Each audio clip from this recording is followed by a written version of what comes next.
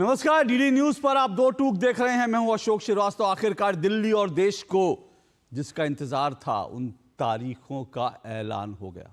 जी हां, दिल्ली के विधानसभा चुनावों की तारीखों का आज ऐलान कर दिया गया। चुनाव आयोग ने आज एक प्रेस कॉन्फ्रेंस करके दिल्ली में 5 फरवरी को, जी हां 5 फरवरी को वोटिंग का ऐलान किया कि 5 फरवरी को दिल्ली में वोट डाले जाएंगे और 8 फरवरी को दिल्ली विधानसभा चुनावों के नतीजे देश के सामने होंगे। यूं तो कहने के लिए दिल्ली एक जो है पूर्ण राज्य का दर्जा भी नहीं है। दिल्ली जो है वो एक ऐसी विधानसभा है जिसे पूर्ण राज्य का दर्जा नहीं है, तो इसलिए कह सकते हैं कि एक छोटा राज्य है। लेकिन क्योंकि देश की राजधानी है दिल्ली, यहाँ का जो पॉलिटिकल मैसेज निकलता है उसकी जो धमक है पूरे देश ही नहीं बल्कि दुनिया में सुनाई देती है। इसलिए दिल्ली विधानसभा के चुनाव हमेशा दिलचस्प होते हैं।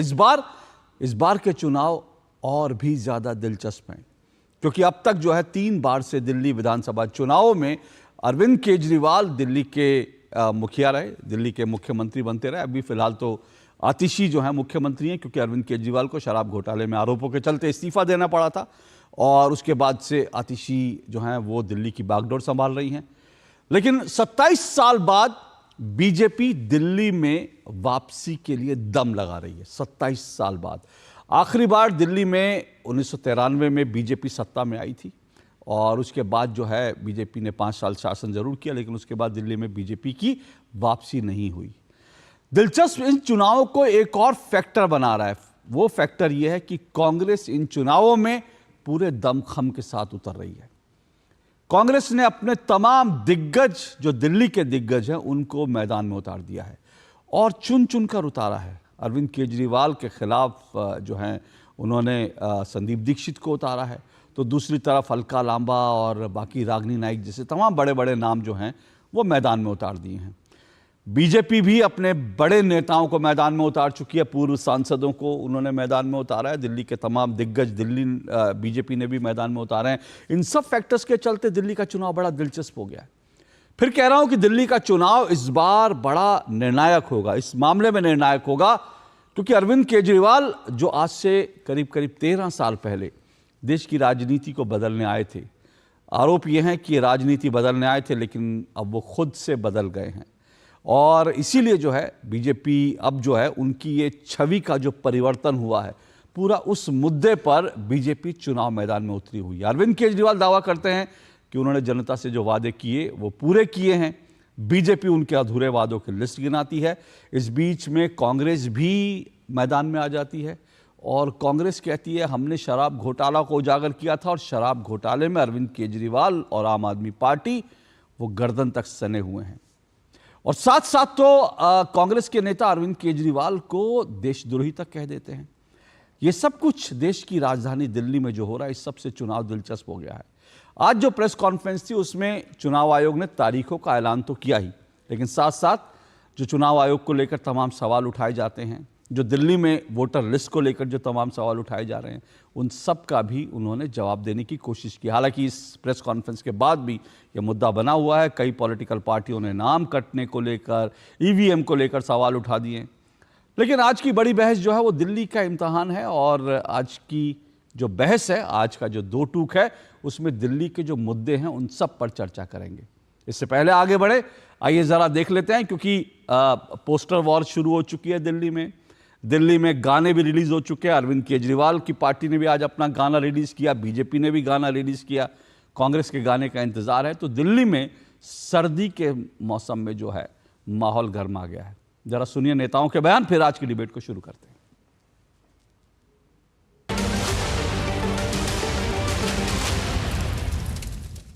It's a single phase election. Date of poll is 5th and counting is 8th, and 5th again we have very deliberately kept Wednesday. There is no question of introducing virus or bug in the EVM. There is no question of invalid votes in the EVM. No rigging is possible. High Court and Supreme Court is saying continuously in different judgments which are here. No alteration in results is possible by activating a Trojan horse or a virus. Evidence inspires confidence of the court that they are tamper-proof. What else can be said? EVMs are foolproof devices for counting. Allegations of tampering are baseless. फिर लाएंगे केजरीवाल, फिर लाएंगे केजरीवाल, फिर लाएंगे केजरीवाल, फिर लाएंगे केजरीवाल। 10 साल से झेले खूब बहाने हमने, दिल्ली के मालिक बन बैठे लगे हम बस तुम ठगने। बहुत सहेलियां नहीं सहेंगे कर दो ये ऐलान, दंगे कचरा धुआं हटा के बदलो दिल्ली की पहचान, बदलो दिल्ली की पहचान। बहाने नहीं बदलाव चाहिए, दिल्ली में भाजपा सरकार चाहिए। एक एक कार्यकर्ता, एक एक नेता, एक एक मंत्री, मुख्यमंत्री अपने सिर पर कफन बांध कर निकला है, दिल्ली वालों के लिए काम करने के लिए निकला है। आप हमें जितना परेशान करेंगे हम उतने ज्यादा जज्बे से दिल्ली वालों के लिए काम करेंगे। पिछले एक दशक से एक आपदा ने दिल्ली को ग्रस्त कर रखा है, जिसने यहाँ पर केवल सत्ता भोगी है, लेकिन दिल्ली वासियों की तरफ किसी भी प्रकार को दायित्व को नहीं उठा है। भाजपा की डबल इंजन की सरकार दिल्ली में भी लेकर आए। डबल इंजन की सरकार का जलवा जब दिल्ली में भी होगा तो हमारी राजधानी भी विकसित राजधानी बनेगी और प्रगति के पथ पर अग्रसर होगी। इलेक्शन कमीशन ये नहीं देख पाता कि एक तो बहुत से लोगों को इस बात पर संदेह है कि वोट कहीं करते हैं, जाता कहीं है। महाराष्ट्र में भी कई ऐसे उदाहरण आए कि जहां वर्चस्व में कांग्रेस को वोट पड़ा और दिखा कि ईवीएम में कहीं भी वोट नहीं है। तो ये जो संदेह की भावना आती है, इसको इलेक्शन कमीशन दूर नहीं कर पा रहा। ये लोग जम्मू कश्मीर में ईवीएम इलेक्शन कमीशन को ठीक मानते हैं, वायनाड में ठीक मानते हैं, झारखंड में ठीक मानते हैं, महाराष्ट्र और हरियाणा में बहाने बनाने शुरू कर देते हैं। और आज उन्हीं की देखा देखी, देखिए कांग्रेस अगर बड़े मियाँ हैं तो आम आदमी पार्टी छोटे मियाँ हैं। उन्हीं की देखा देखी कांग्रेस ने जो बहाने चुनाव के बाद बनाए, हरियाणा में हार मिलने के बाद बनाए, वो कुछ लोग दिल्ली में चुनाव से पहले ही बना रहे हैं। ये दिखाता है कि कांग्रेस और आम आदमी पार्टी दोनों इस प्रकार के जब सवाल उठाती है, वो दोनों ही मानती है, स्वीकारती है कि इस बार भी चुनाव वो नहीं जीतने वाले, इसीलिए पहले से ही एक एक्सक्यूज़ बनाना। दिल्ली के लोगों को कहूँगी, आपका इंतज़ार ख़त्म हो रहा है। आपकी परेशानियाँ, आप जिस भी जहरीली हवाओं में, जहरीला पानी, अपराध, महंगाई, बेरोजगारी से आपको कांग्रेस मुक्ति दिलाने जा रही है। और एक बुलंद मजबूत सरकार, परमानेंट मुख्यमंत्री, टेम्परेरी नहीं, परमानेंट मुख्यमंत्री, परमानेंट सरकार, परमानेंट जो समस्याएं हो चुकी है उसका परमानेंट सॉल्यूशन कांग्रेस आपको देने जा रही है। हमने हर वर्ग का ध्यान रखा है। पिछले टेन्योर में भी हमने हर वर्ग को साथ लेकर चले, सबके लिए काम किया। जनता ने बहुत सपोर्ट किया है आम आदमी पार्टी को एंड हम उम्मीद करते हैं कि भगवान का और दिल्ली के लोगों का आशीर्वाद हम पर बना रहे।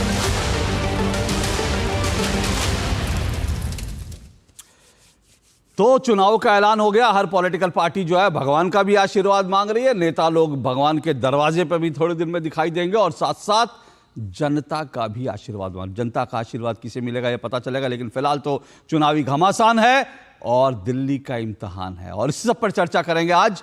मेरे साथ आज की डिबेट में 4 मेहमान जो हैं जुड़ चुके हैं। आइए चारों मेहमानों का परिचय करवा देता हूं। मेरे साथ हरीश खुराना जी जुड़ चुके हैं, बीजेपी के प्रवक्ता हैं हरीश खुराना जी, और पूरे 5 साल और शायद ज़्यादा समय तक हरीश खुराना जी आरटीआई लगा के जो है अरविंद केजरीवाल जी की सरकार को लेकर के बहुत सारे आरटीआई लगाकर बहुत सारे फैक्ट सामने लाते रहे। मेरे साथ पुष्पेंद्र श्रीवास्तव जी स्टूडियो में जुड़े हुए हैं, आम आदमी पार्टी के प्रवक्ता हैं पुष्पेंद्र जी। मेरे साथ सैयद जवाद जुड़े हुए हैं, राजनीतिक विश्लेषक हैं, कांग्रेस पार्टी के समर्थक हैं, और मेरे साथ नंदकिशोर गर्ग जी जुड़े हैं, राजनीतिक विश्लेषक हैं और राजनीति में बड़े लंबे समय तक रह चुके, दिल्ली के विधायक भी रह चुके। तो दिल्ली का जो बदलती हुई दिल्ली है, दिल्ली की जो पुरानी राजनीति, आज की राजनीति है, बड़े करीब से उन्होंने देखी है।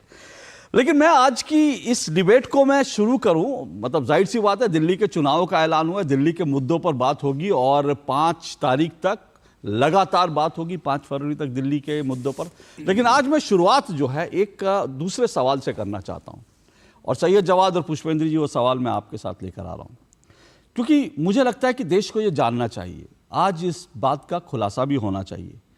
अभी सिर्फ 8 महीने पहले की बात है, 8 महीने पहले एक जो गठबंधन बना था, इंडी गठबंधन जिसको नाम दिया गया था, और आपको याद होगा अच्छी तरह से जब मुझे कई लोग टोकते थे, कहते थे इसका नाम इंडिया है, आप इंडिया क्यों नहीं बोलते? तब मैं कहता था कि इंडिया इसलिए नहीं बोलता क्योंकि देर सवेरे गठबंधन टूटेगा फूटेगा। और तब मैं क्या हेडलाइन लूंगा क्या मैं ये हेडलाइन बनाऊंगा कि इंडिया टूट गया? नहीं। क्या मैं ये हेडलाइन बनाऊंगा कि इंडिया में फूट पड़ी, इंडिया में सिर फुटा हुआ? इसलिए मैं इंडी गठबंधन कहता था, इंडिया नहीं कहता था, क्योंकि मुझे लगता है इंडिया का बहुत बड़ा रुतबा है। लेकिन 8 महीने पहले तक जब लोकसभा चुनाव थे कि जो गठबंधन था, आज लोगों को याद दिलाना जरूरी है कि पहली बार ऐसा हुआ था कि राहुल गांधी ने कांग्रेस को वोट नहीं दिया था। राहुल गांधी ने अरविंद केजरीवाल की झाड़ू पर वोट किया था, और अरविंद केजरीवाल ने झाड़ू पर वोट नहीं किया था, अरविंद केजरीवाल ने कांग्रेस के हाथ पर मोहर लगाई थी। सवाल यह है कि इतनी ही 8 महीनों में ऐसा क्या हो गया कि आज जो है अरविंद केजरीवाल कह रहे हैं कांग्रेस को कौन सीरियसली लेता है, कोई जरूरत ही नहीं कांग्रेस को सीरियस लेने की। और कांग्रेस कह रही है कि ये अरविंद केजरीवाल ये तो देशद्रोही हैं। तो सैयद जवाद, आपसे शुरू करता हूं। अरविंद केजरीवाल देशद्रोही हैं, 8 महीने में पता चला, पिछले 8 महीने में आपको इसकी जानकारी लगी कांग्रेस को? जी, बहुत बहुत धन्यवाद आपका अशोक भाई, आपको और आपके सभी दर्शकों को मेरा जय हिंद, जय संविधान। देखिए, दिल्ली चुनाव की तारीखों का ऐलान हो गया है, और ये पहले भी डिसाइड था कि जो इंडिया अलायंस है वो राष्ट्रीय मुद्दों को लेकर के और लोकसभा चुनाव को लेकर के है। विधानसभा में चुनाव सारे पार्टियां अपनी अपनी सैयद जवाद एक मिनट, सैयद जवाद, मैं आपको शुरू में ही रोक रहा हूं क्योंकि आपने जो बात की उस पर मुझे एक छोटा सा काउंटर क्वेश्चन करना है। कोई नेता देशद्रोही है, अगर अरविंद केजरीवाल कांग्रेस की निगाह में देशद्रोही हैं, तो ये क्या राज्य का विषय है?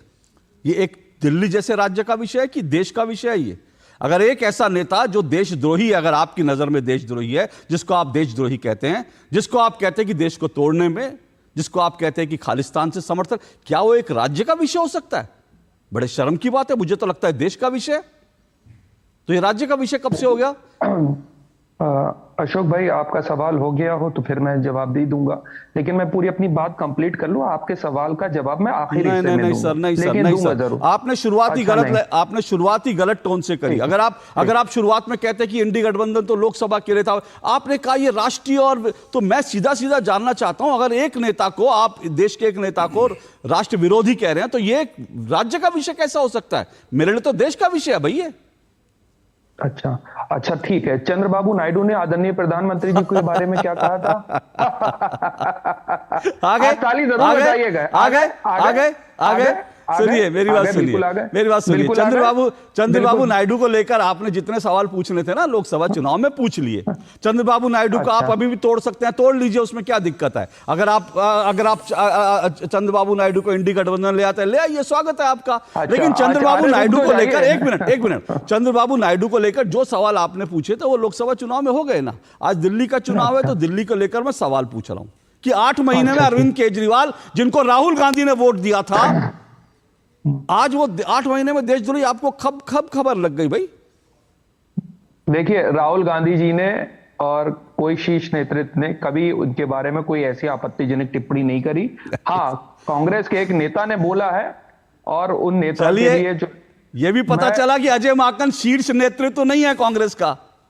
बहुत बढ़िया बात है। जी है, मतलब कांग्रेस के छोटे मोटे नेता ने बोल दिया, ठीक है, चलो ये भी मान लेता हूं। सैयद जवाद कह रहे हैं कांग्रेस के छोटे मोटे नेता ने बोल दिया, इसलिए सीरियस मामला नहीं है। बोलिए। ना राहुल जी ने कहा, ना खड़गे जी ने कहा, ना जो है हमारे आदरणीय प्रियंका जी ने कहा, किसी ने ऐसा नहीं कहा। अजय माकन जी ने कहा, उसका जवाब अजय माकन जी ही देंगे। दूसरी सबसे बड़ी बात मैं आप कह देता हूं, मूलभूत समस्याओं पे आ जाता हूं। देखिए क्या है, हमारी आम आदमी पार्टी और बीजेपी की फाइट है यहाँ पर, लेकिन कांग्रेस और अगर आम आदमी पार्टी को देखेंगे तो सकारात्मक मुद्दों के ऊपर राजनीति कर रही है। वहीं भारतीय जनता पार्टी क्या कर रही है? महिलाओं को अपमान कर रही है, चुनी हुई मुख्यमंत्री को गालियां दे रही है, आदरणीय प्रियंका जी के बारे में अभद्र टिप्पणी कर रही है, और ये मुस्कुराते हैं। यही भारतीय जनता पार्टी का चाल चरित्र और चेहरा है, लेकर के शीर्ष नेतृत्व से लेकर के जो इनके छुटबल्लिए नेता हैं, वो भी उनको भी मैं कहता हूं, रमेश बदियूड़ी को, वो इस तरीके की अपमानजनक टिप्पणी, क्योंकि जो शिक्षा प्राप्त होती है संघ परिवार से, भारतीय जनता पार्टी से, वो महिला विरोधी प्राप्त होती है, और महिलाओं को अपमानजनक बातें बोलेंगे। ठीक है, हमारी आम आदमी पार्टी से बहुत सी जगह ना इत्तेफाकी है वो, लेकिन मुद्दों पे, जैसे उदाहरण के तौर पे इन्होंने कहा था कि हम यमुना साफ कर देंगे, प्रधानमंत्री जी ने कहा था कि गंगा साफ कर देंगे, ना यमुना साफ हुई ना गंगा साफ हुई। एमसीडी के अंदर मैं अब आरोप लगा रहा हूं आम आदमी पार्टी के, एमसीडी के अंदर कार पार्किंग जो होती है उसके रेट डबल हो चुके हैं और हम लगातार ऐसे मुद्दों पे घेर रहे हैं। इनकी जो शराब घोटाले की नीति थी उसके ऊपर भी हम ही ने सवाल खड़े करे और वो नीति इस तरीके की खड़ी थी कि उसके ऊपर सवाल करना लाजमी थे। तो मुद्दों के ऊपर चुनाव है, लेकिन कोई अपमानजनक अभद्र टिप्पणी, महिला विरोधी टिप्पणी जो है वो नहीं हो रही। वहीं भारतीय जनता पार्टी बहुत अच्छी बात है। सुनिए, अब रुकिए, एक मिनट रुकिए, मुझे बाकी मेहमानों के पास भी जाना, मैं कोशिश करूंगा सबको बराबर का समय दूं, ठीक है ना। आपने कहा मुद्दों पे चुनाव है, तो मैं आपको एक मुद्दा जो आप नहीं गिना पाए मैं आपको बता देता हूं। वो मुद्दा अभी मैं सुनकर आ रहा हूं, रीना गुप्ता जी आम आदमी पार्टी की प्रवक्ता हैं। अभी रीना गुप्ता जी ने कहा जिस दिन अरविंद केजरीवाल प्रधानमंत्री बन जाएंगे उस दिन रॉबर्ट वाड्रा, जीजाजी, भैया जो हैं उन सब लोगों को जेल भेजा जाएगा। तो एक मुद्दा आप भूल गए, ये भी मुद्दा है, आम आदमी पार्टी के लिए मुद्दा है। एक मिनट रुकिए, आम आदमी पार्टी का सवाल है भाई, आम आदमी पार्टी का सवाल है, आम आदमी पार्टी पर आ रहा हूं क्योंकि रॉबर्ट वाड्रा को आम आदमी पार्टी जब अरविंद केजरीवाल प्रधानमंत्री बन जाएंगे तो जेल भेजा जाएगा। मुझे लगता है देश के लोगों को ये नौटंकी भी देखनी चाहिए। विधानसभा, राज्य, लोकसभा, अब अखिलेश यादव जो है अब तक जो है कांग्रेस के लिए वोट मांग रहे थे, आज वो दिल्ली में जो है आम आदमी पार्टी के लिए वोट मांग रहे हैं। आम आदमी पार्टी के लिए एक मिनट रुकिए, ये भी बोलिए, एक मिनट, मैं दिल्ली की बात कर रहा हूं। अभी यूपी पे बहस कर लूंगा, किसी दिन आइएगा, यूपी पे बहस करेंगे, तब संजय निषाद के बारे में जिक्र करना, ठीक है ना। संजय निषाद जी को पार्टी से भी लेकर आऊंगा, बात करना, दिल्ली में बात करने से भागिए मत। तो फिर सवाल यह है कि हाँ, मैं ये कह रहा था कि भाई दिल्ली में बहुत सारी चीज, अब अखिलेश यादव जो है वही सवाल है कि आम आदमी पार्टी के लिए तो वोट मांगेंगे, लेकिन वो कांग्रेस को गालियां देंगे या कांग्रेस को चोर कहेंगे या देशद्रोही कहेंगे, किसको कहेंगे मुझे नहीं पता। लेकिन पुष्पेंद्र जी, आपसे भी मेरा सवाल है, ये 8 महीने में ऐसा क्या हो गया? अरविंद केजरीवाल जी तो मांग रहे थे भाई, कांग्रेस के 3 कैंडिडेट थे, कन्हैया कुमार से लेकर हर के लिए उन्होंने जा के वोट मांगे, फिर अचानक से क्या हो गया? आप लोगों को मिलकर लड़ना चाहिए था ना दिल्ली में। देखिए, बिल्कुल आपकी बात सही है अशोक जी। हमारा गठबंधन एक्चुअली राष्ट्रीय स्तर पे लोकसभा चुनाव के लिए था और उसमें बहुत सारी पार्टियां थीं और उनके साथ ये तय हुआ था कि हम लोकसभा चुनाव के लिए ये इंडिया गठबंधन बन रहा है और उस पर चुनाव लड़ेंगे सब लोग मिल करके। राज्यों में आपने देखा होगा, पंजाब में हम लोकसभा चुनाव में हम पंजाब में अलग से लड़े, तो उसी तरह से दिल्ली विधानसभा का चुनाव भी अलग परिप्रेक्ष्य में है। लोकसभा चुनाव से इसका कोई मतलब नहीं है और यहाँ परिस्थितियाँ भी अलग हैं। आप समझते हैं लोकसभा और राज्यसभा के जो चुनाव हैं दोनों का अलग एजेंडा होता है, अलग मुद्दे होते हैं और बहुत सारी चीज़ें ऐसी होती हैं। तो हम दिल्ली में चुनाव लड़ रहे हैं और हमारी चूंकि उसमें गठबंधन को लेकर के कोई बातचीत हुई नहीं, ना उनकी तरफ से हुई ना हमारी तरफ से हुई, और हम पहले भी चुनाव अकेले लड़े हैं। और अब आप जानते हैं कि आम आदमी पार्टी का जो दिल्ली में ग्राफ है वो अपने आप में अकेले लड़ने के लिए काफ़ी है।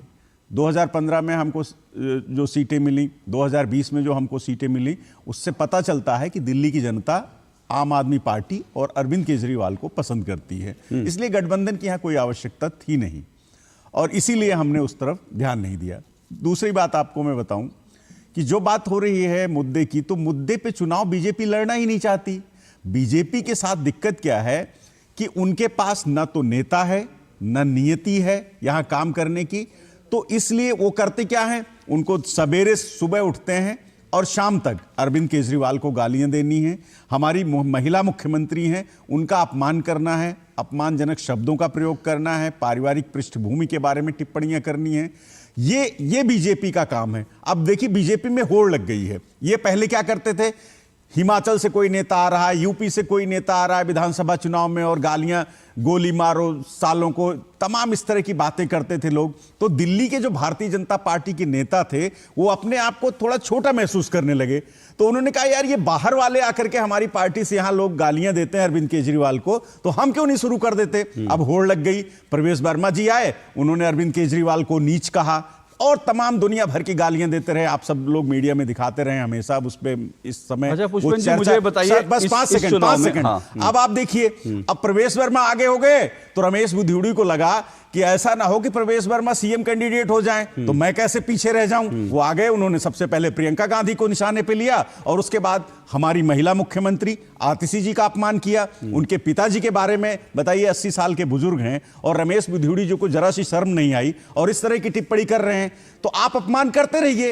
एक्चुअली इनको होड़ लगी है कि मैं सीएम कैंडिडेट बन जाऊं बीजेपी का, प्रवेश वर्मा चाह रहे हैं कि मैं बन जाऊं। ठीक तो है, वो मेरे एक जो सवाल होड़ लगी हुई है अरविंद केजरीवाल को, अपमान करना है अरविंद केजरीवाल को इस चुनाव में सबसे बड़ी गाली किसने दी? इस चुनाव में भाई गालियां तो भारतीय जनता पार्टी के लोग दे रहे हैं, गालियां सरेआम सब देख रहे हैं। अरविंद केजरीवाल को सबसे बड़ी गाली किसने दी इस चुनाव में? मैं बात कर रहा हूं। देखिए, मैं तो कह रहा हूं ना कि भारतीय जनता पार्टी का छोटा नेता से लेकर के उनके राष्ट्रीय स्तर के नेता तक, ओके, चाहे वो प्रधानमंत्री हो चाहे अमित शाह जी हो, कोई भी कसर नहीं छोड़ रहा है अरविंद जी को कोसने में, अरविंद जी को गरियाने में, अरविंद जी को नीचा दिखाने में, हर तरफ से पूरी कोशिश हो रही है। ओके, ठीक है। मैं हरीश जी आ रहा हूं आपके पास। एक सिर्फ बिंदु मुझे रखना है। मैं देश की जनता को, ये खुला मंच है, मैंने सैयद जवाद को समय दिया, पुष्पेंद्र जी को समय दिया, खुला मंच है। और पुष्पेंद्र जी ने कहा कि बीजेपी गालियां देती है, लेकिन पुष्पेंद्र जी को यह बुरा नहीं लगा कि अजय माकन दिल्ली के, देश के, कांग्रेस के इतने बड़े नेता ने उन्हें देश, और मुझे लगता है, एक मिनट सर, अशोक जी 5 सेकंड मैं उसको भी कंप्लीट, मैं आपके सवाल का जवाब दे देता हूं। मुझे आपको याद दिलवाना पड़े गाली देशद्रोही जैसी, तो मुझे लगता है ये मेरे मुझे लगता है मुझे आपको, मैंने आपसे 2 बार पूछा सबसे बड़ी गाली। एक मिनट, अब आप मेरे कहने पर कुछ कह दें उसका कोई मतलब नहीं। मैं कंप्लीट कर देता हूं। कंप्लीट नहीं सर, आपको पूरा वक्त दिया सर, आपको पूरा वक्त दिया। मैं तो सिर्फ आपको याद दिलाने के लिए, अजय माकन जी का जो स्टेटमेंट है उसमें हमारे नेता ने कांग्रेस से मांग की है कि याद दिलाने के लिए, पुष्पेंद्र जी, मैंने आपको याद दिलाने के लिए, क्योंकि मुझे लगा आप शायद भूल रहे हैं, मैंने आपको याद दिलाने के लिए पूछा। मैं भूल नहीं रहा था, लेकिन हाँ, भूल, एग्जैक्टली मैं वही कह रहा हूं, आप भूल नहीं रहे थे, मैं भूल नहीं रहा था, आप भूल नहीं रहे थे, लेकिन कांग्रेस की गालियां जो है वो थोड़ा नीचे रखनी है। मैं आपको ये जो जवाब देता हूं, उससे पहले ही आपने मुझे टोक दिया। सर ये जो ढका छुपा खेल चल रहा है ना सर, अशोक जी, इसको समझने की जरूरत है। नहीं, ढका कुछ नहीं अशोक जी, हमने तुरंत जैसे ही अजय माकन जी का बयान आया सर, तुरंत हमारे नेता माननीय सांसद संजय सिंह जी ने छोड़ दीजिए सर, प्रेस कॉन्फ्रेंस करी। आज पूछ रहा हूं सर उस प्रेस कॉन्फ्रेंस में उन्होंने बीजेपी से मांग की और बीजेपी से कहा पुष्पेंद्र जी को मैंने पुष्पेंद्र जी को शायद कम से कम 4 मिनट दिए होंगे। 4 मिनट में मैंने 2 बार पुष्पेंद्र जी से पूछा कि भाई सबसे बड़ी गाली, मुझे लगता है करके कांग्रेस से कहा कि आप अजय माकन पे कार्रवाई करिए। हो गया सर, अब कहा अजय माकन पे कार्रवाई करिए, कांग्रेस को कार्रवाई करनी चाहिए। सर लीपापोती, आपको लीपापोती के लिए भी पूरा वक्त दूंगा सर, लीपापोती के लिए भी पूरा वक्त दूंगा। आप रुक जाइए, रुक जाइए, मैं ऐसे डिबेट नहीं करता सर, मैं ऐसे डिबेट नहीं करता, मेरी आवाज बहुत तेज है, मैं ऐसे डिबेट नहीं करना चाहता। 1 मिनट आ रहा हूं सर, लेकिन मैं कह रहा हूं ये लीपापोती के लिए भी आपको वक्त दूंगा, लेकिन मैं ये कह रहा हूं मेरे को आप कुछ भी बोलें, अगर मेरे को देशद्रोही बोलेंगे तो मुझे सबसे बड़ी गाली लगेगी, और मैं इसको जिंदगी नहीं भूल सकता अगर कोई मुझे देशद्रोही बोल दे। लेकिन कितनी आसानी से देशद्रोही भुला दिया जाता है, कितनी आसानी से जो लोग एक दूसरे को के लिए वोट मांगते हैं भुला दिया था। 8 महीने के अंदर अंदर पूरा गेम हो जाता है।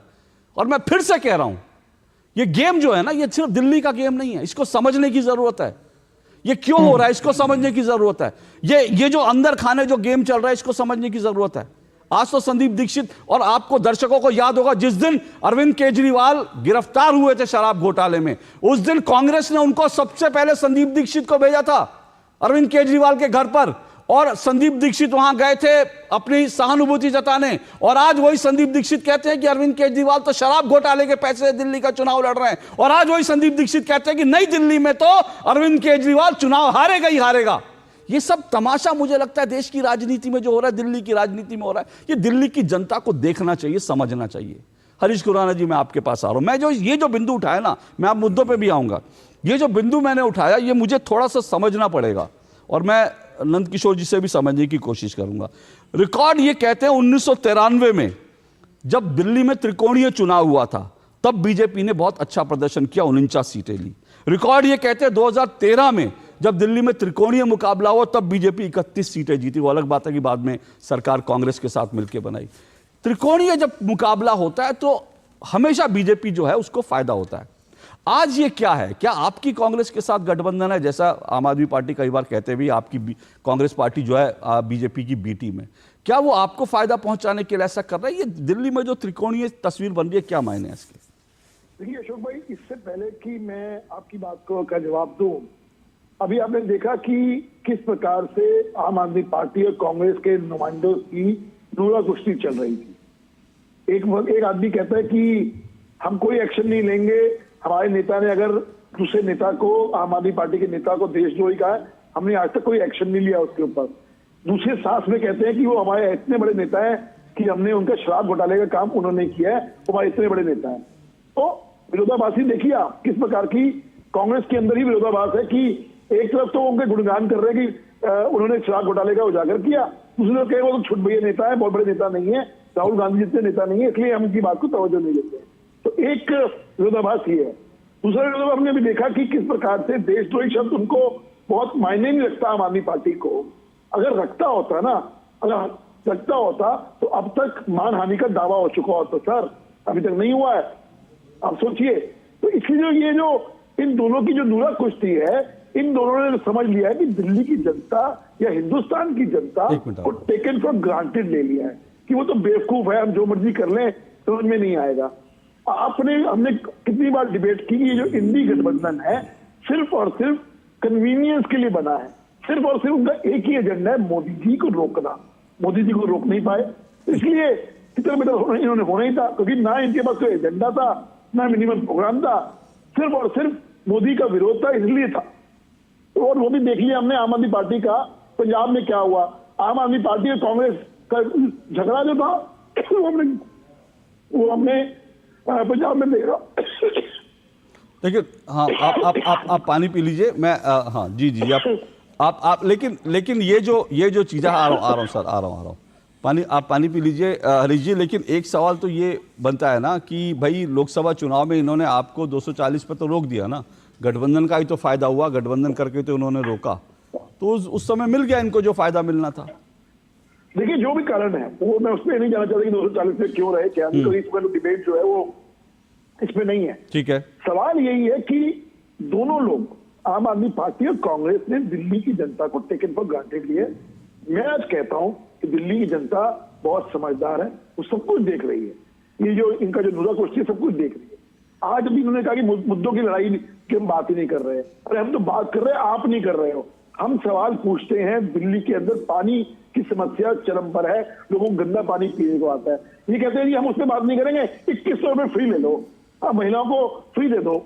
हम बात करते हैं दिल्ली के अंदर आज कूड़ा दिल्ली हो गई है। ये कहते हैं नहीं हम बुजुर्गों को हम इस पे बात नहीं करेंगे, हम बुजुर्गों को फ्री हो दे देंगे। अरे बाबा, आज जो दिल्ली की जो मूलभूत समस्याएं हैं इससे लोग परेशान हैं। प्रदूषण दूर नहीं हुआ है, लोग आज की डेट में खांस रहे हैं। अभी आपने देखा कि प्रदूषण की वजह से लोग कैसे खांस रहे हैं। अरविंद केजरीवाल ने अपनी खांसी दूर कर दी, लेकिन दिल्ली वालों को खांसी कर दिया। और एक दिल्ली के लिए मशहूर था कि दिल्ली दिल वालों के अशोक जी, आज दिल्ली जो है ना मजबूत फेफड़े वालों की हो गई है। अगर मजबूत फेफड़ा है तो आप जिंदा हो, नहीं तो जिंदा नहीं हो दिल्ली के। तो आपके हिसाब से मुख्य मुद्दे क्या है?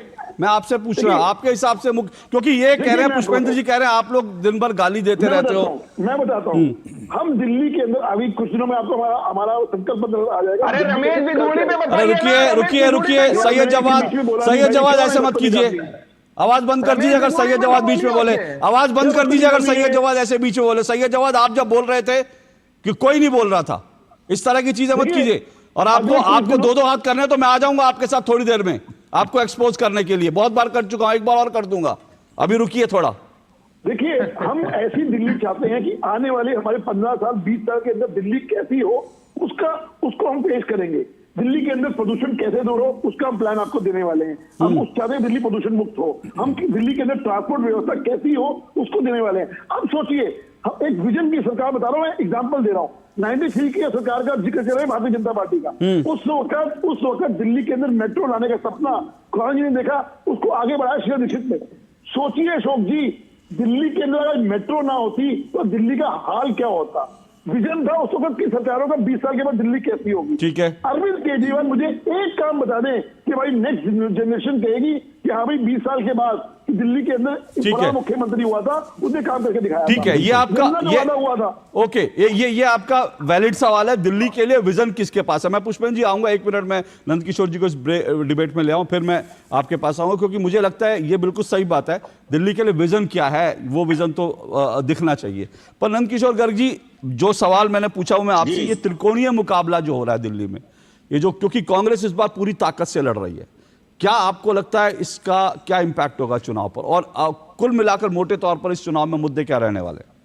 दिल्ली की राजनीति 1952 से लगभग त्रिकोणीय रही है, और जब त्रिकोणीय रही है तो हम 1967 में देखा जनसंघ जीता, 72 में रिवर्स हुआ, 77 फिर रिवर्स हुआ, परंतु 93 का मैं सीधा क्योंकि मैं उसमें पार्टिसिपेंट भी था, महामंत्री भी था, चुनाव लड़ा भी था और लड़वाए भी थे। जनता दल जितने स्ट्रांगली लड़ी, बसपा लड़ी, सपा लड़ी, उसके कारण से वोट बटके बीजेपी को निश्चित तौर पर 49 जो सीट आई, 21 सीटें दूसरे लोग ले गए, जिसमें 14 कांग्रेस थी। उसका सीधा परंतु 98 आते स्थितियां बदल गई। जनता दल पूरे देश में वीपी सिंह के जो कारण उभरा था वो टूट गया और बुरी तरह बीजेपी हारी। 14 लोग जीते थे और कांग्रेस अच्छी बड़ी संख्या में जीती, लगातार जीती। कारण मैं उस समय ये मानता था कि जब दिल्ली के अंदर, दिल्ली नगर निगम में मैं उसका भी सदस्य रहा हूँ 83 में, दिल्ली नगर निगम, शीला दीक्षित इंटेलिजेंटली दिल्ली नगर निगम चुनाव जानबूझकर थोड़ा हारने की कोशिश करती थी ताकि एक ठेकरा फोड़ने के लिए। दिल्ली की समस्याएं अनेक हैं, 2 करोड़ से ऊपर की जनसंख्या है, नित्य नए लोग आ रहे हैं, पानी बिजली हमेशा शॉर्टेज रहने वाली है, जो कि बढ़ने वाली है। तो उसने, शीला ने इंटेलिजेंटली चुपचाप अपना फोकस कर रखा था, कॉर्पोरेशन नहीं करती, भ्रष्टाचार कॉर्पोरेशन, इसने आके तो कमाल ही कर। मैं भी उसका दोषी हूं, क्यों, मैं अन्ना के आंदोलन में काफी पार्टिसिपेट किया था और केजरीवाल 11 अशोक रोड भाजपा हेडक्वार्टर पर इतना ज्यादा आता जाता था सलाह मशवरे के लिए और कांग्रेस को हराने के लिए जो स्ट्रेटजी बनती थी। अरुण जेटली के पास ही आते थे, गोपाल अग्रवाल जो आपके मीडिया में आते हैं, भाजपा के प्रवक्ता हैं, उनके साथ तो इनका बड़ी दोस्ती थी। ये हमारे संकल्प के प्रोजेक्ट में आता था। नहीं, नंदकिशोर जी, आप कांग्रेस के इस आरोप की पुष्टि कर रहे हैं, आप कांग्रेस के इस आरोप की पुष्टि कर रहे हैं जो कांग्रेस आरोप लगाती है कि केजरीवाल तो बीजेपी ने खड़े किए। मैं कह रहा हूं उस समय केजरीवाल ने क्या कहा था, मैं कभी चुनाव नहीं लड़ूंगा, मेरा कोई लेना देना नहीं, मैं राजनीति में नहीं आऊंगा, मैं कांग्रेस को टच भी नहीं करूंगा। तो जो कहा था उसमें तो एक भी चीज ठीक नहीं। और मेरे 2 भाषण दिल्ली विधानसभा के ऑन रिकॉर्ड, ये जावेद जी भी देख ले और पुष्पेंद्र जी, 2 जनवरी के अंदर इनके सामने जिस दिन इस्तीफा दें, वो मैंने एडवांस में पत्रकारों को कहा था कि आज इस्तीफा देंगे, क्योंकि केजरीवाल अपने आप में कुछ नहीं। आज वो कह रहा है ये फेस नहीं बता रहे। अब हमारे दिल्ली के अंदर 30-40 नेता हैं दोनों ही पार्टियों में, तीनों में, जो बन सकते हैं। रामनिवास गोयल जो स्पीकर साहब 93 में मेरे साथ एमएलए, क्यों आज वो मुख्यमंत्री के लिए फेस क्यों नहीं हो सकते थे? जो इन 2 बार इनसे भी जीते, भाजपा के जिला अध्यक्ष रहे, फेस केजरीवाल ने किसने उठाया ये सवाल कि फेस नहीं? किसको मार के भगाया? एक भी इसकी पार्टी में एक भी नेता, 1-1 करोड़ का चंदा देने वाले शांति भूषण जी, उनका लड़का कहाँ है आज? ठीक है, वो कहानी तो हम सब देख रहे हैं। जो झाड़ू वाले जो झाड़ू लेके घूमते थे, आज केवल एक नेता वो कहता है कि मैं बैठूंगा कुर्सी पे जब मैं जीत के आ जाऊं। ठीक है, पार्लियामेंट के दौरान इसने कहा था ना। ठीक है, ये आरोप इन आरोपों को, ये जो निजी तौर पर अरविंद केजरीवाल की जो राजनीति बदली है, उसको तो खैर देश ने देखा, उसको लेकर मुझे लगता है दिल्ली के लोग इस चीज को भूलेंगे नहीं। लेकिन पुष्पेंद्र जी, मैं एक बार जो हरीश खुराना ने जिले के, वो बड़ा इंपॉर्टेंट मुझे लगता है। दिल्ली के लिए विजन जो है, वो कह रहे हैं हमारे पास विजन है, हम लोगों ने कुछ, चाहे वो ट्रांसपोर्ट का हो, पानी का हो, कूड़े का हो, आपके पास विजन क्या है? क्योंकि 12 साल से आप दिल्ली में लगातार सत्ता में हैं, तो वो विजन दिखना भी चाहिए ना। अशोक जी, पहली बात तो ये कि आप वरिष्ठ पत्रकार हैं और बहुत पहले से चीज़ें देखते आ रहे हैं, दिल्ली की राजनीति को भी आप अच्छी तरह समझते हैं। आपने देखा होगा कि जब बीजेपी की सरकार 1993 में दिल्ली में बनी, तो इन्होंने 3 मुख्यमंत्री बदले। पहले मदन लाल खुराना जी, हरीश जी के पिताजी स्वर्गीय, उसके बाद साहिब सिंह वर्मा जी, और फिर चुनाव से ठीक पहले 3 महीने पहले साहिब सिंह वर्मा जी को हटा करके सुषमा स्वराज जी को लाया जाता है चुनाव लड़ने के लिए। तो विजन एक्चुअली इनके पास नहीं था। ये डरते थे, अपनी सरकार होते हुए भी इनको इतना डर था कि साहिब सिंह वर्मा जी को हटा करके सुषमा स्वराज जी को ला करके बिठा दिया दिल्ली में कि आप भैया मुख्यमंत्री बन जाइए, शायद आपके चेहरे पे मुझे जनता दोबारा से वोट दे दे। लेकिन उसके बाद से हरीश जी कह रहे हैं ना, दिल्ली की जनता समझदार है, बिल्कुल समझदार है, और इसीलिए आपको उसने 27 साल तक दोबारा मौका नहीं दिया दिल्ली में क्योंकि आप दिल्ली के लिए विजन तैयार ही नहीं कर पाए।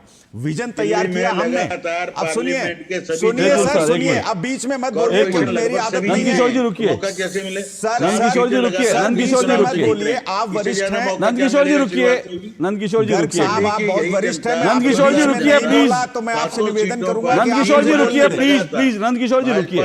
अरे नंदकिशोर जी रुकिए, लोकसभा एक मिनट रुकिए सर, रुकिए। मैं भी दिल्ली की राजनीति को 1993 से पहली सरकार से लगातार देख रहा हूं और कवर करता रहा हूं।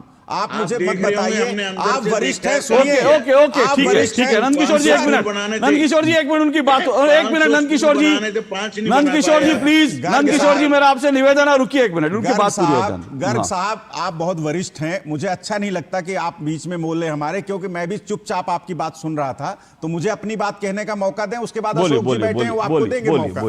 तो मैं ये कहना चाहता हूं कि जो हरीश खुराना जी का ये कहना कि इनके पास कोई विजन नहीं है, हमारे पास ही विजन है।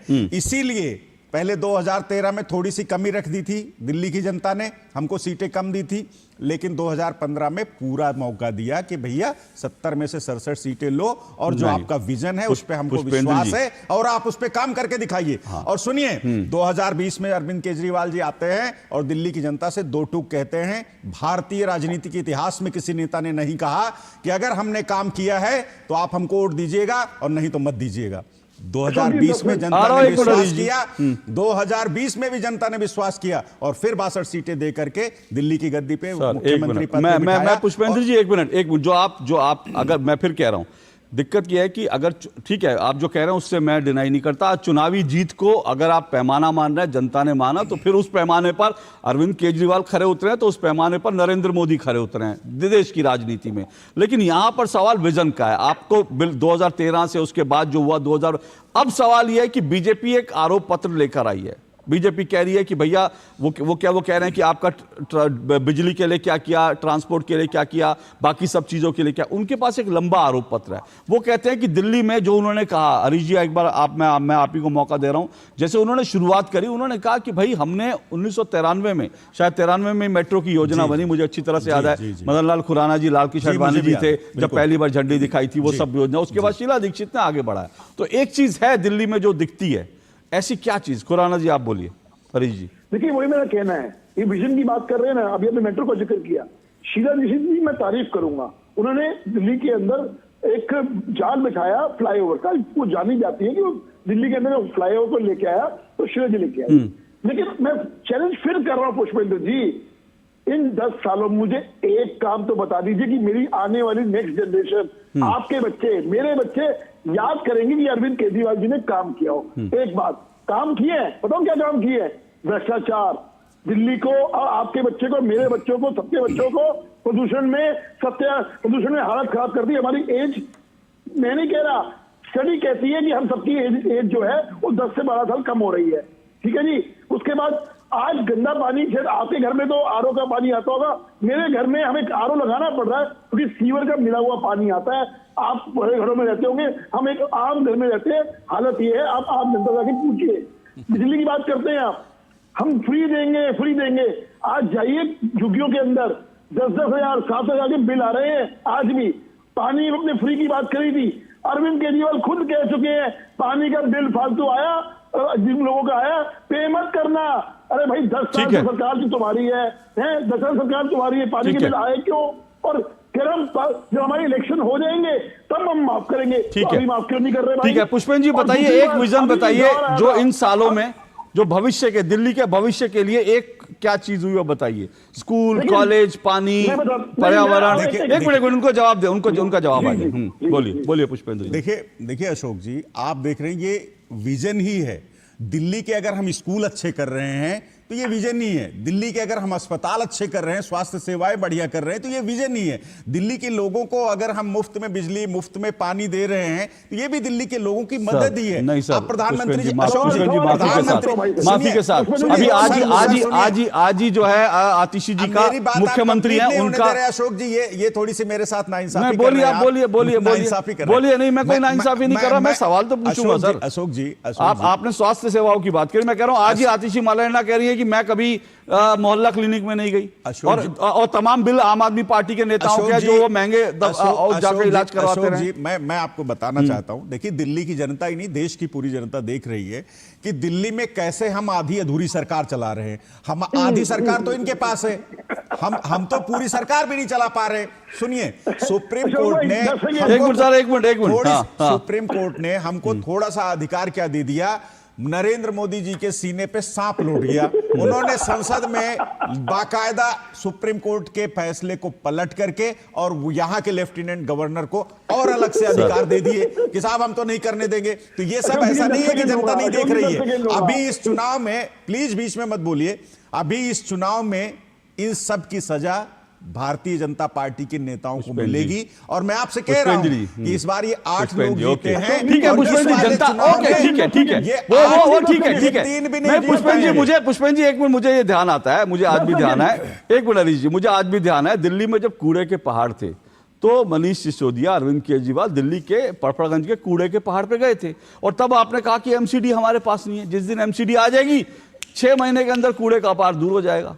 सर एमसीडी आए कितना समय हो गया, कूड़े के पहाड़ आज के वैसे के वैसे बिल्कुल। तो सर सवाल ये नहीं है, सवाल ये है कि आपका ट्रैक रिकॉर्ड क्या है, उस पर तो लोग सवाल करेंगे ना। सर हमारा ट्रैक रिकॉर्ड तो बहुत जबरदस्त है। सर क्या मुझे बताइए कितने स्कूल, आपने 20 स्कूल कहते, कितने स्कूल खुले बताइए, मैं स्कूल का नाम बताइए, बता देता हूं। स्कूल का नाम बताइए। हमने 18 स्कूल हमने बनाए बाकायदा, मैं आपको उसकी लिस्ट दे देता हूं। 18 स्कूल बिल्कुल 18 नए। हरीश खुराना जी 18 स्कूल बनाए इन्होंने। सुनिए खुराना जी 18 स्कूल बनाने का दावा कर रहे हैं, आपकी आरटीआई सर दावा नहीं कर रहे, मैं आपको उसके एड्रेस दे रहा हूं बाकायदा। सुनिए, हरीश खुराना जी के लिए एड्रेस दे रहा हूं। सेक्टर 18 रोहिणी चले जाइए, सेक्टर 23 में चले जाइए, फेज 2 रोहिणी सेक्टर 21 में चले जाइए, राणा प्रताप बाग चले जाइए, कोहाट एन्क्लेव चले जाइए, सर एक आरटीआई से कॉलोनी चले जाइए, गौतमपुरी चले जाइए।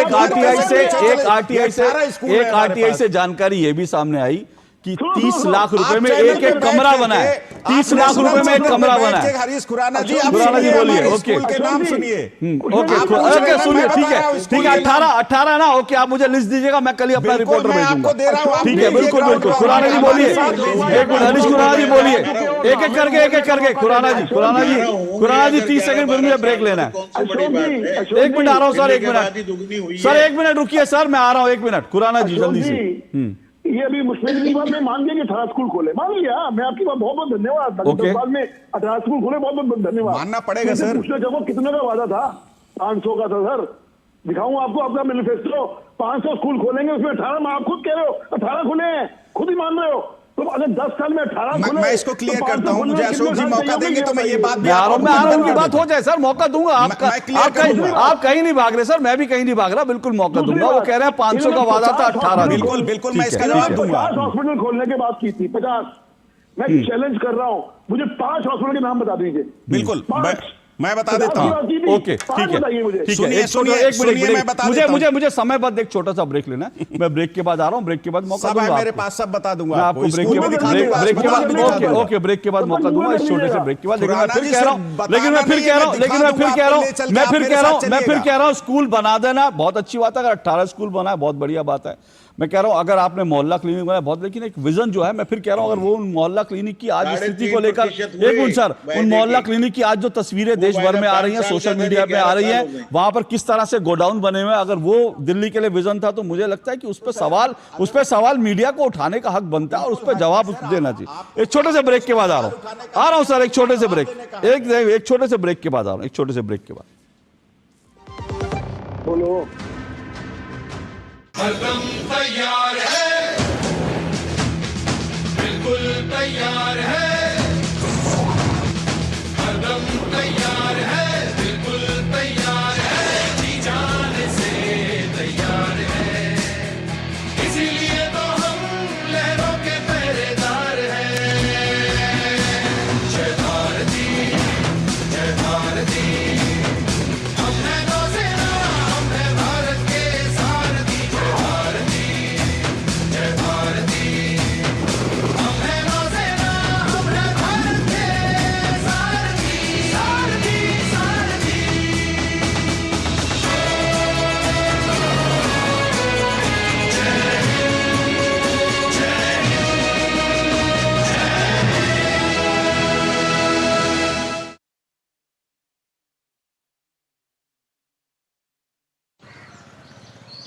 वाह, जब जब पशु आहार लेते हो 150 बचा ही लेते हो ना। कोई कमाल नहीं करते हो, उसकी बयात को खतरे में डालते हो, यही करते हो। तभी कहते हैं दिल से खिला, सिर्फ कपिला, देश का नंबर 1 पशु आहार। एक ऐसा तबका जो रिटायरमेंट के बारे में आज भी बिल्कुल नहीं सोचता, वो है औरतें। औरतें कमा के भी वल्नरेबल हैं। सो एनपीएस एक इक्वालिटी ला रहा है, हम सब एक बराबर प्लेटफॉर्म पे हैं। अपने बेहतर कल को सुनिश्चित करने के लिए एनपीएस जरूरी है।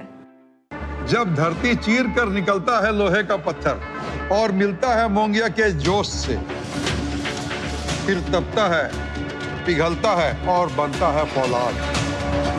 अब होता है सरिया सारी खूबियों के साथ। मोंगिया स्टील, मजबूत देश का मजबूत सरिया। गोल्डी मसाले के 100 ग्राम के स्पेशल पैक्स में फ्रेशनेस लॉक है। ऐसे गोल्डी मसाले जहां जाए रिश्ते बनाए।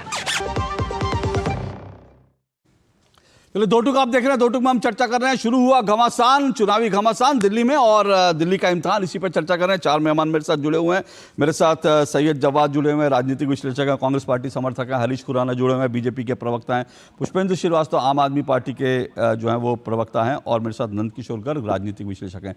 जल्दी से मैं पुष्पेंद्र जी, आप सवाल का जवाब दे दीजिए, उसके बाद मैं सैयद जवाद और जो है नंदकिशोर गर्ग जी के पास जाऊँगा। लेकिन मेरे पास एक आरटीआई है, वो फिर कह रहा हूँ, ये अभी 2022 की आरटीआई। आप जो स्कूलों की बात कर रहे थे सर, 33 लाख रुपए में लोगों के घर बन जाते हैं, लेकिन ये आरटीआई कह रही है 33 लाख रुपए में स्कूल का एक कमरा बना। स्कूल में एक 33 लाख, हाँ आप ही की आरटीआई है, बिल्कुल आप ही की आरटीआई है, बिल्कुल बिल्कुल मुझे मालूम। हाँ बोलिए बोलिए। स्कूल के नाम भी बता दो आप, बोलिए लीजिए, और सवेरे हम दोनों साथ में चलते हैं, और अशोक जी अपना एक कोई करस्पॉन्डेंट दे देंगे, साथ में वहां पे प्रूफ कर देंगे। सर सुनिए, एक मिनट आप बिल्कुल मुझे लिस्ट दीजिएगा, और मेरा वादा है कि हम जगह भेजेंगे। क्योंकि ये भी बता दूं, एक स्कूल की तहकीकात करने के लिए 1 साल पहले हमारी टीम गई थी एमसीडी चुनाव के समय, उसके ऊपर हमला हो गया था, उसको स्कूल में घुसने नहीं दिया गया था। उम्मीद करेंगे ऐसा हमला फिर ना करें अब किसी पार्टी के अशोक जी, बोलिए बड़ी विनम्रता से, अब हमला ना होने की श्योरिटी आपको हरीश खुराना जी से लेनी पड़ेगी, क्योंकि लॉ एंड ऑर्डर बीजेपी के पास है। सर वो समर्थक आपकी पार्टी के थे जिन्होंने हमला किया था, यहाँ आम आदमी की जान सर जिन्होंने हमला किया था दूरदर्शन की टीम पर, वो आम आदमी पार्टी के समर्थक थे सर। उनके खिलाफ आपको कार्रवाई करनी चाहिए। बिल्कुल, हमने तो एफआईआर करवाई थी सर। बिल्कुल बिल्कुल, तो वो आपको देखना है। बाकी law and order Harish Khurana ji संभालते हैं, वही करेंगे सुरक्षा। बोलिए।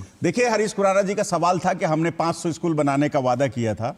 अशोक जी, आप जानते हैं दिल्ली में लैंड हमारे पास नहीं है, लैंड है डीडीए के पास। स्कूल बनाने एक मिनट का जवाब हो जाए, हरीश जी एक मिनट इनका जवाब हो जाए। अगर आप बीच में बोलेंगे तो हमारी बात नहीं। पुष्पेंद्र जी जल्दी से, मुझे बाकी 2 मेहमान। लैंड हमारे पास नहीं है, ठीक है।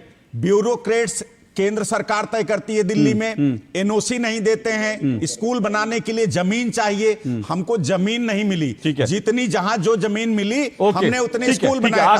5 सेकंड। लेकिन जहां स्कूलों में हमारे पास जगह थी, उन्हीं स्कूलों के कैंपस में हमने कमरे बनाए, क्लासरूम्स बनाए, और थोड़े बहुत नहीं, बहुत सारे क्लासरूम्स बनाए और हर स्कूल में बनाए। जल्दी इसलिए आपका ये आरोप गलत है कि 500 स्कूल का वादा किया था। अरे भैया, आप जमीन दिलवाइए ना, केंद्र सरकार में आप बैठे हैं। आगे सर रिपीट कर रहे हैं आप, रिपीट कर रहे हैं, 501 स्कूल बना देंगे। रिपीट कर रहे हैं आप, आगे बढ़िए। ठीक है, चलिए। नंदकिशोर गर्ग जी, आपने कहा 1 मिनट, 10 सेकंड खुराना जी, फिर नंदकिशोर गर्ग जी। जी को मालूम नहीं होगा, दिल्ली की सरकार ने 67 लैंड डीडीए की ली हुई है स्कूल बनाने के लिए। आज तक स्कूल नहीं बना। 67 लैंड। सर हमने बताया ना कि 18 स्कूल उसी में बने हैं, और बाकी निर्माणाधीन भी है, कई जगह चल रहे हैं। अब मैं तो यही कह रहा हूं अशोक जी को, मैं अभी लिस्ट दे के जाऊंगा, और अशोक जी से वादा कर रहा हूं हम लोग चलेंगे उसमें। नंदकिशोर गर्ग जी, ओके, चलिए बिल्कुल, दूध का दूध पानी का पानी होगा। हम अपनी टीम जरूर भेजेंगे, और बस सुरक्षा की हिफाजत आप दोनों पार्टियों, तीनों पार्टियों से रहेगी। नहीं सर, तीनों पार्टियों से रहेगी। समर्थक जब आ जाते हैं तो वो किसी पार्टी के भी हो सकते हैं। लेकिन नंदकिशोर गर्ग जी वो कह रहे हैं कि भैया उनको जमीन नहीं मिली, इसलिए नहीं बन पाए स्कूल। ये सब चीजें वायदा करने से पहले किसी भी पार्टी को पता होना चाहिए कि क्या क्या समस्याएं हैं, क्या कानून के अंदर मेरी पावर है।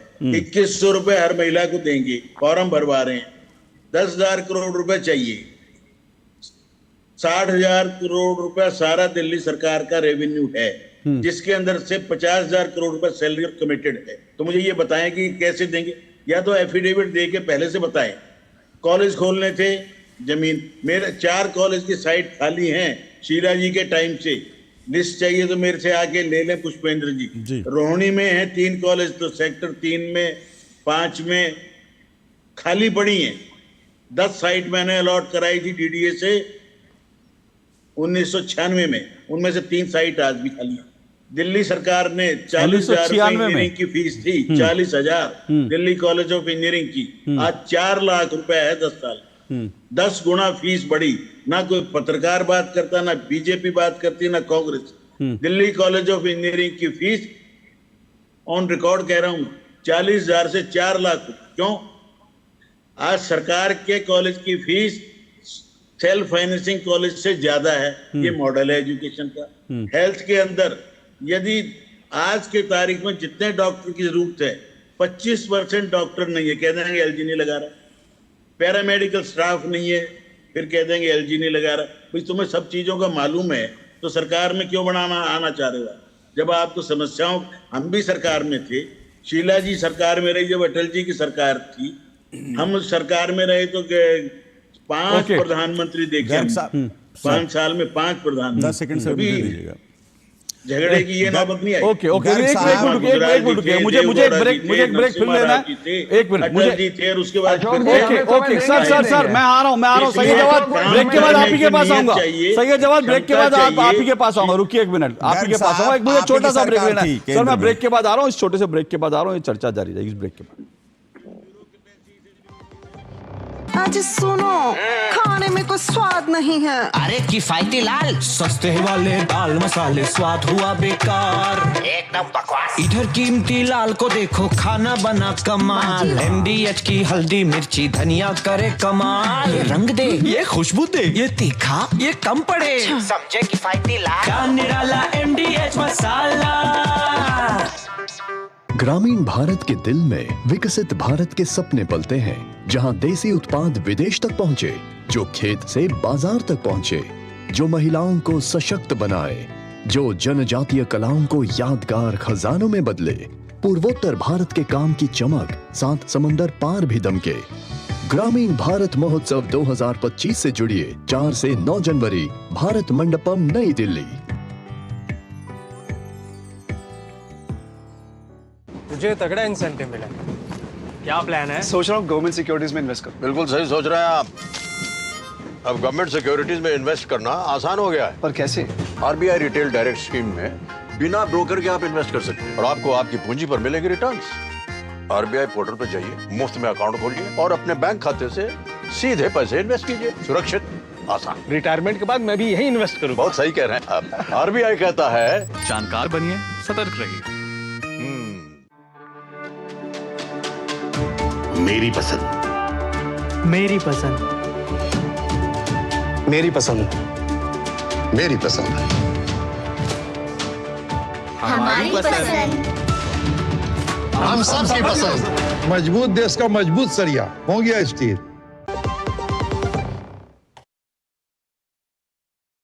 जवाब पुष्पेंद्र जी कह रहे हैं कि भाई हमने, मैं आपको दूंगा 1 मिनट, उनका भी आ जाए फिर जल्दी से आप। वो कह रहे हैं कि भाई उन्होंने सारे वादे पूरे किए हैं और दिल्ली को एक मॉडल दिया है और उसी मॉडल पर वो चुनाव लड़ रहे हैं। अब उस मॉडल का तो सपोर्ट आपको भी करना चाहिए था अगर वो इतना मॉडल अच्छा है। नहीं, दिल्ली की जनता से वादा तो कहा रहा था इन्होंने कि पूरी दिल्ली के अंदर वाईफाई फ्री देंगे। आज देख लीजिए दिल्ली के अंदर पूरा वाईफाई फ्री हो चुका है क्या? आप देख लीजिए जगह जगह जा करके बहुत बड़े बड़े वादे भी करे थे। फिर दिल्ली को जो है इन्होंने, जो बच्चे हैं दिल्ली के अंदर, जो छोटे हैं, नवजात शिशु हैं, वो तो चेन स्मोकर बना दिया है। ये केंद्र सरकार और दिल्ली सरकार ने दोनों में जिस तरीके का पोल्यूशन है। और आज तो गर्ग साहब ने बड़ी बात कह दी कि आम आदमी पार्टी की अरविंद केजरीवाल और उनकी टीम के लोग जो हैं वो भारतीय जनता पार्टी के कार्यालय के अंदर आते थे, बात करते थे और अरुण जेटली के साथ घंटा घंटा कर बात करते थे। और इस बात का खुलासा तो वो खुद ही कर रहे हैं। वो भी तो यहाँ के विधायक रह चुके हैं और काफी लंबे वक्त से जुड़े हुए हैं। ये तो आज उन्होंने बिल्कुल नया खुलासा करा। इसको तो चलाना चाहिए लोगों को जाकर कि किस तरीके से शीला दे। और तीसरी सबसे बड़े गर्ग साहब, ये तो भारतीय जनता, ये तो ये, अरे सर हम तो सर लगातार कहते हैं, अब ये खुराना साहब बताएंगे और दूसरे ये बताएंगे कौन नूरा कुश्ती खेल रहा है। वो है ना, झूठों से कहा है, सच बोलो, सरकारी ऐलान हुआ है, सच बोलो। और पार्टी के अंदर झूठों की एक मंडी है, पार्टी के अंदर झूठों की एक मंडी है, पार्टी के दरवाजे देखिए। ओके एक एक करके सर, प्लीज मेरे पास समय कम है, एक एक करके। नंद किशोर जी रुकिए।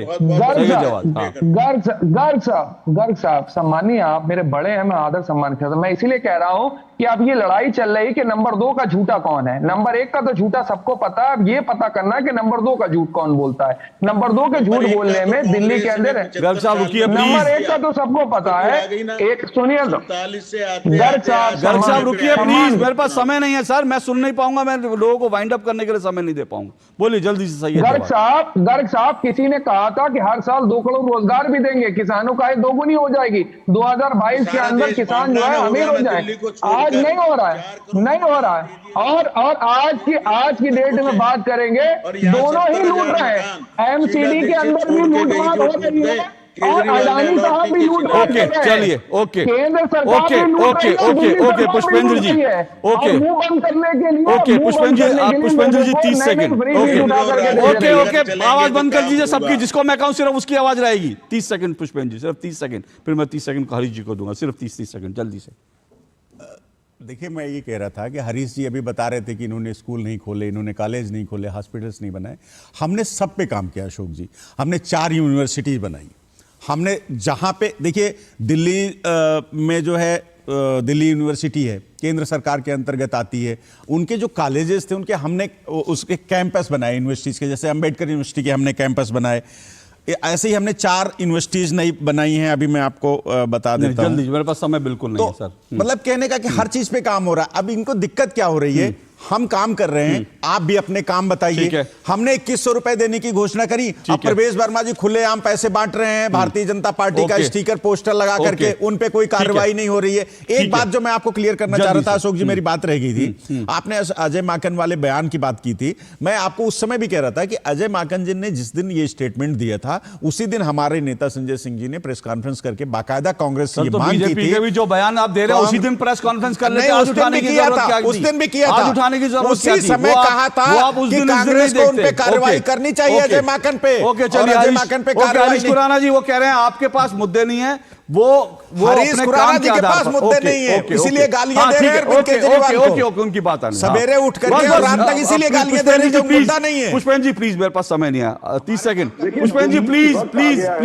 बोलिए। हरीश खुराना जी बोलिए। देखिए, वक्त आ गया कि दिल्ली को आपदा से मुक्ति दिलाएंगे और एक ऐसी सरकार देंगे दिल्ली के अंदर भारतीय जनता पार्टी के नेतृत्व में, जो प्रदूषण दिल्ली करे, साफ सुथरी दिल्ली करे। सर रुक जाइए, पुष्पेंद्र जी